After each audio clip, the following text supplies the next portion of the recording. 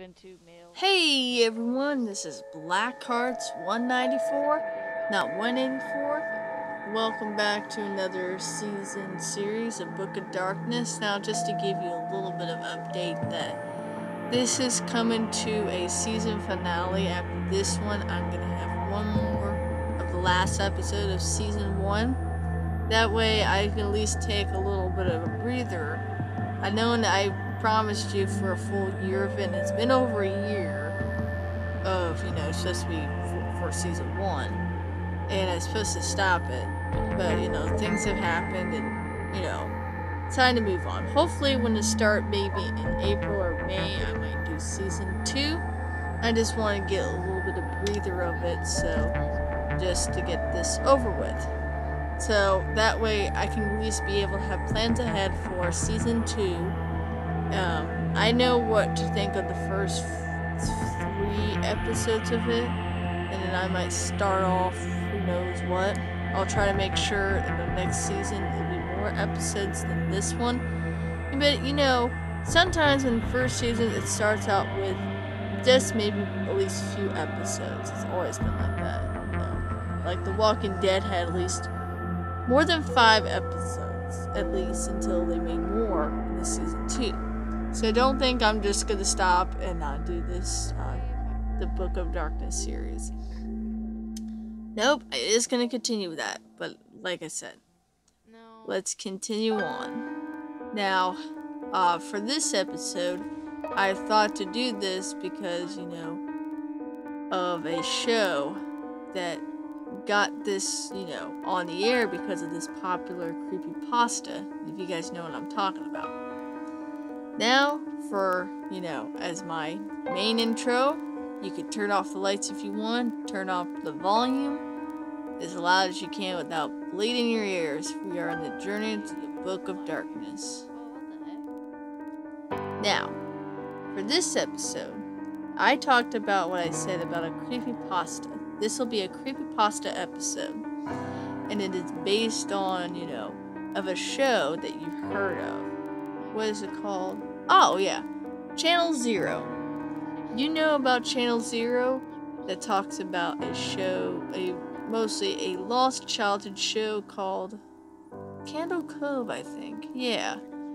The Cove was actually based on a creepypasta story that has been passed around for probably many years. I remember a couple years back I've heard of a creepypasta story called Cove. It has been spread worldwide to people, learn about it. There's probably videos of the creepypasta they talk about.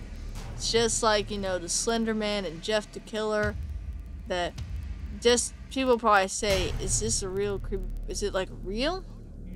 Well, I can't say it's real because, they say a fact about Slender Man being a, fictional character. This is a fictional story, so it usually means it's not basically true, but they made that story just, gives, people chills when they read it, thinking, oh, did it really happen?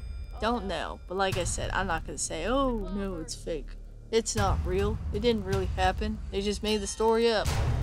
But I actually got a couple of documentaries of, about the Cove, which it relates to the show I talked about that was on Syfy. So let's read on to, do you remember Cove? How a creepypasta grew from a story to a legend to TV television show. Does Cove sound familiar? That old children's show with a sinister talking boat and a skeleton, that of the skin taker. It aired on the local channel in Irotten, in a small town in Ohio. Very shocking. Actually, not surprised. There's a lot of creepy shit in Ohio. A lot of shit goes down in Ohio, just to say the least. Just to say Ohio's bipolar. Okay. Back in the 70s, that a creepy calliope music playing over every episode. There were those rumors too that the kids said they were watching it. All the parents could see was static. Well, it never existed until now. This month, the Syfy network will be launching a show called Channel Zero. Now they would show and release in October, so don't say, is it this month? No, it was in 2016 in October that they were releasing it, based on one of the internet's most persistent, sorry, I got a little bit of a tongue twister right there, and terrifying bits of lore, part of a scary story phenomenon known as Creepypasta. The story, Candle Cove, was first released in 2009 on an author and illustrated by Chris... What is it? Oh shit, hold on. Chris Strobs, I hope I got that right, horror fiction site, titular fictional town. The story plays out between exchange from members of the Nostalgia Forum. I could not pronounce that, so that's why I had the voice thing to do it. Who are trying to remember the strange children's show from their youth, Candle Cove. As they bat their memories back and forth, the commenters recall marionette characters like Pirate Percy, a cowardly buccaneer who captained the Laughingstock, a living pirate ship with a wide mouth across its bow. They were joined in their adventures by a young girl named, I think it's JC? Let me see. Janice, who was a protagonist of the show. Enjoy the story. Blah, blah, blah.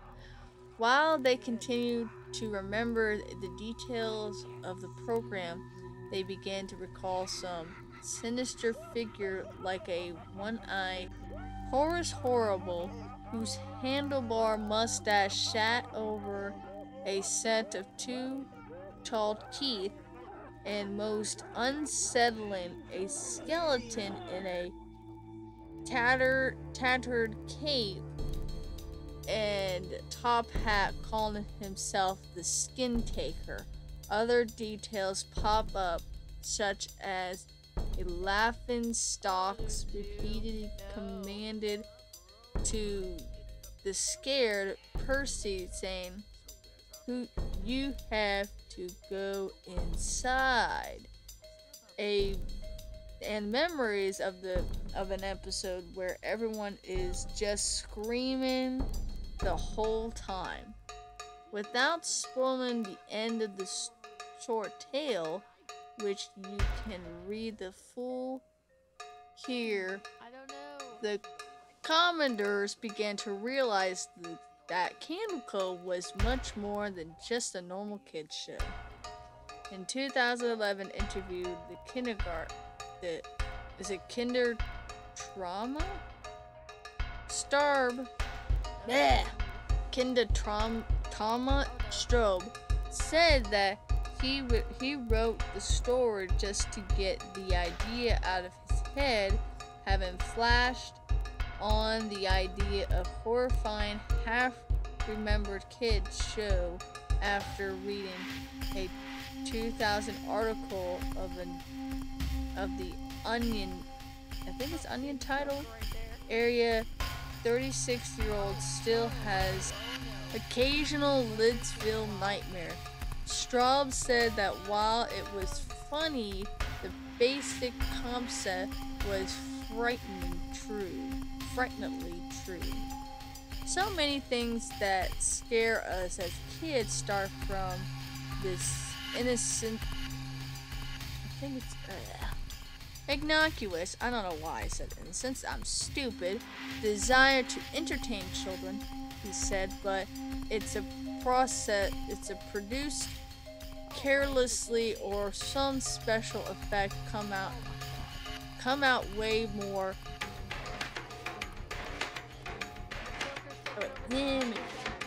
ponderous or ugly than the creature intended, and it lingers as we as children try to make it fit with our limited understanding of the world. Without Stripe's approval, fans began sharing Candle Cove on larger horror fiction sites and a forum. I think it's forum. Let's see. Forum sites like 4chan and Reddit. As the popularity of the story grew and it truly, I think, morphed from a scary story into an internet-friendly creepypasta when fans began going the actual message board and posting stories exchanging as through they were an active conversations that was taking place. Quote, a creepypasta is a scary story that has been cut and pasted around the internet to the point that it takes a mythic life of its own, and Candle Cove became one of the most iconic. That was a quote right there. And a process story became somewhat detached from Straub, but was often shared as some kind of urban legend. See, it's the same thing, but it's an internet sensation, so. Candle Cove quickly picked up a creepypasta fandom, rivaled only by the Slender Man, him, and, as a quote, itself. Line Henriksen, a doctoral candidate at Sweden's Linköping University. I couldn't say that without twisting my tongue, so that's why. Focusing on, among other things, I think it's like, what is it called? Yeah. Hauntology, monster theories, feminist theories, and creepypastas attributes the rabid popularity both to the story verisimilitude and for its opening endless.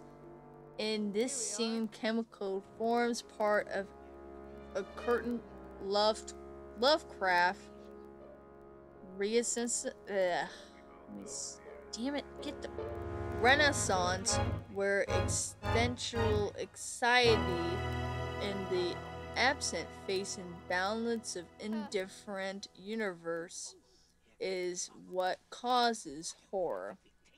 She said, this type of horror is fairly common when it comes to creepypasta, which often claims to presenting you and the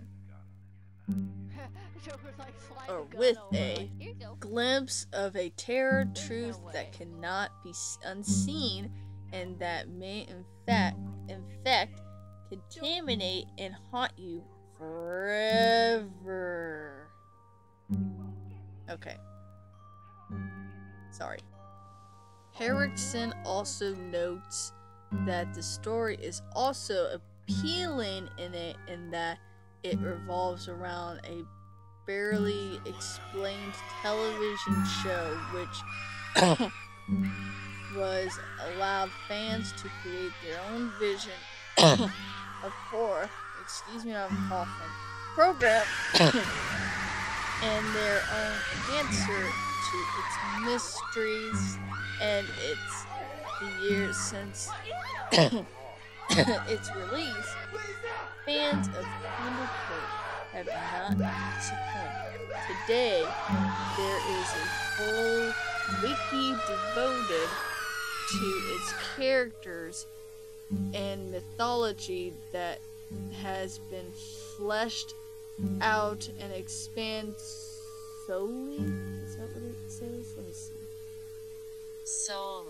Solely, yeah. By the fans.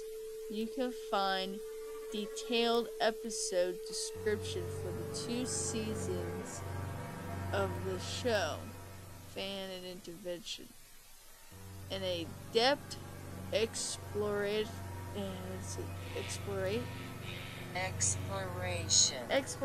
of 1767 book of an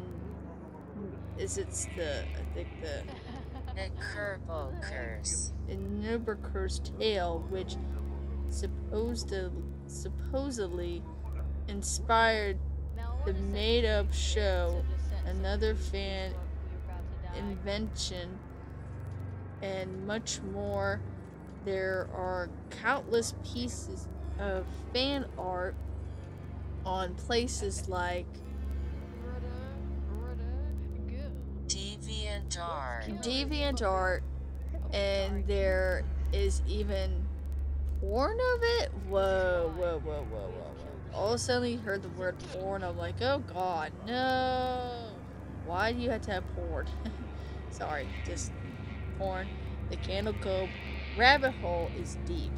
Oh dear god. Now that think of it, someone said the word porn. Ooh. Okay. Fans have also produced tons of videos and music, either about the show or claiming of the footage of the fictional show itself.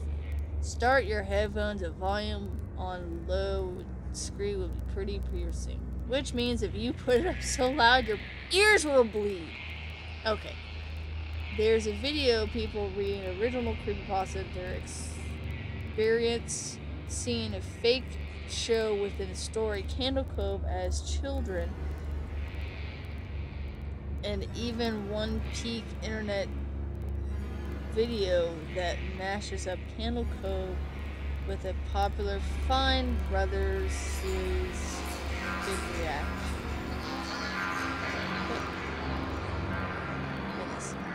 Okay, it's not over. It's almost done. According to his interview with Kinder Trauma, Staub saw the story grow into a fan-powered urban legend that is flattering evolution of his short story, realizing that the natural behavior of such a story is to be appropriated by shadowy corners of the internet. I know that serves the mythos way more than me being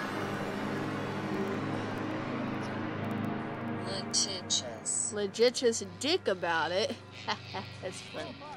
He said, although he also acknowledged his ownership of a copyright and doesn't like the idea of people making money off his work without authorization. Wow. I guess sometimes when you do make a stories like that, yeah, it's bullshit. It seems as though Staub is receiving his due creative is inspiring Channel Zero. The show looks to be upholding the creepy spirit of the story that legends that has inspired, quote, as well as included a kid made of teeth from, it's that same word, I forget, I want to say it. Henriksen's part. She is optimistic about the show. It's be interesting to see that syfy does with Candle Cove, she says. Personally, I'm hoping Channel Zero will be offered its viewers a glimpse of disturbing crap, contaminating truth that cannot be unseen as any decent creepypasta would. And that's the end of that story, but yeah, that was a long one. Whew, I never thought of that. And there was another one I was gonna read a story about it, but let's see, how long is this one again? Sorry, I'm just reading this up. Yeah, it says about some of the people they're talking, but right, get some snacks. Let's see. What the fuck? He's getting some help.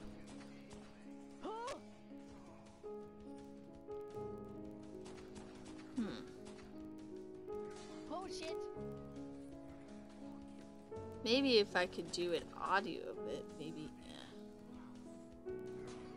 What I the could try. fuck? I could try. Just bear with me. Does anyone remember this kids show? It was called Cove. I must have been 6 or 7.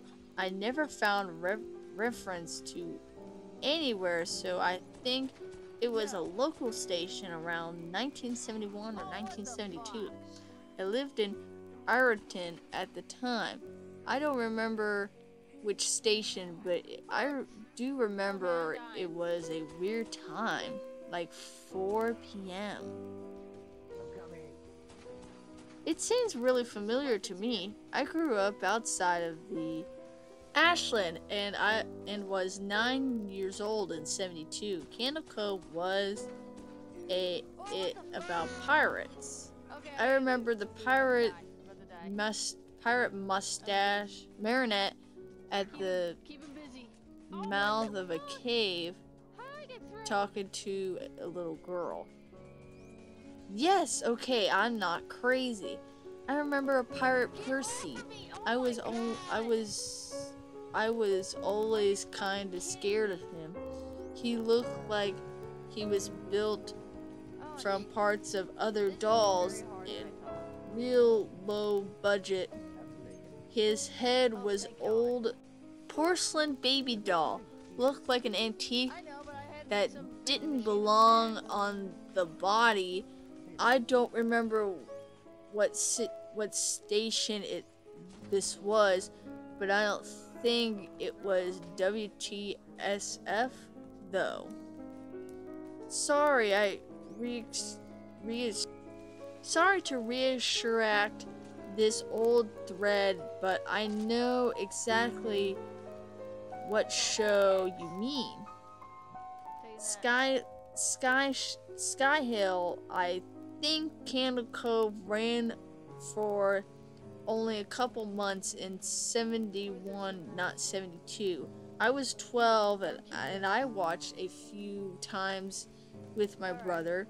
It was channel 58. Whatever station that was, my mom would let me switch it on after the news. Let me see what I remember. It took place in Candle Cove, and it was about a little girl who was imagined herself to be friends with a pirate. The pirate ship was called the Laughingstock. The pirate Percy wasn't a very good pirate because he got scared too easily, and there was a calico music constantly playing. I do not remember the girl's name. Janice or Jade or something. I think it was Janice. Thank you, Jaren. Memories flooded back when it was mentioned the Laughingstock and Channel 58. I remember the bow of the ship was a wooden smile face. The lower jaw submerged. It looked like it was swallowing the sea, and it was that awful Edwine voice and laugh. I especially remember how jarring it was when they switched from wooden/plastic model to the foam puppet version of a head that talked. The other person, haha, I remember now too. Do you remember the part of the Sky Hill? You have to go inside. Mike, I got a chill reading that. Yes, I remembered. That's what a ship always told Percy when there was a spooky place in that he had to go. Like a cave in the dark room where the treasure was. And the camera would push on Laughingstock's face with each pause, you have to go inside. With his two eyes, ask you, and that flopping foam jaw, the fishing line that open and close it, it just looked like so cheap and awful. You guys remember the villain? It was a face that it was just a handlebar mustache above really tall, narrow teeth. I honestly thought that the villain was Pirate Percy. I was about 5 when the show was on Nightmare Fuel. That wasn't the villain. The puppet with the mustache. That was the villain's sidekick. Horace Horrible. He was a monocle too. But it was top of the mustache. It was on top of the mustache. Sorry. I used to think that meant he had only one eye. But yeah, the villain, another marionette, was Skin Taker. I can't believe what they let us watch back then. Jesus H. Christ. The Skin Taker, what kind of kid show were we watching? I seriously could not look at the screen when the Skin Taker showed up.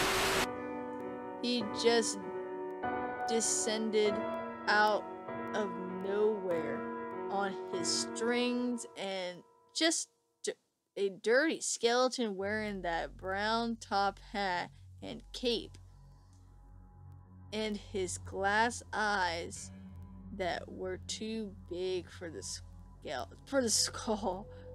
Christ almighty. That's funny. Christ almighty. Okay. Wasn't his top hat and cloak all sewed up crazily? It was that supposed to be the children's skin. That's weird. Yeah, I think so. Remember his mouth didn't open and closed? His jaw just slid back and forth? I remember a little girl said, "Why does your mouth move like that?"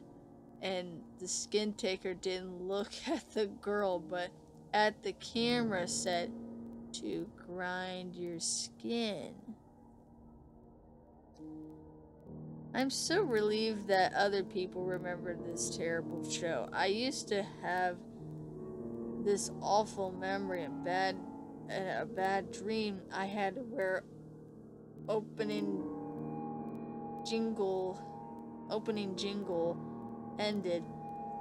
The show faded from a black and all the characters were there, but the camera was just cut into each of their face and they were just screaming.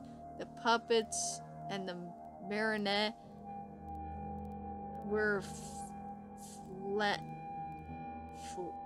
flailing spastically, and they just all screaming. The girl was just moaning and crying like she has been through hours of this. I woke up many times from that nightmare. I used to wet the bed when I had it. I didn't think that was a dream. I remember that was an episode. No, not possible.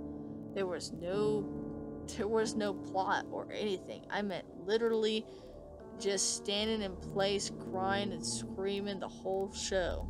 Maybe I'm manufacturing the memory because you said that but I swear to God I remember seeing what you describe. They just screamed. Oh God, yes, the little girl, Janice. I remember seeing her shake, and the skin taker screaming through the with his knives and his gnashing teeth, jaws careening